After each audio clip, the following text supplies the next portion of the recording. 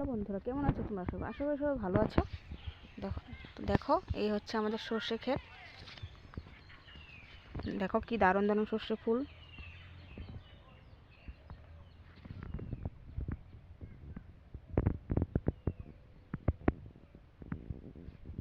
দেখো ফুলগুলো দেখতে কি দারুণ।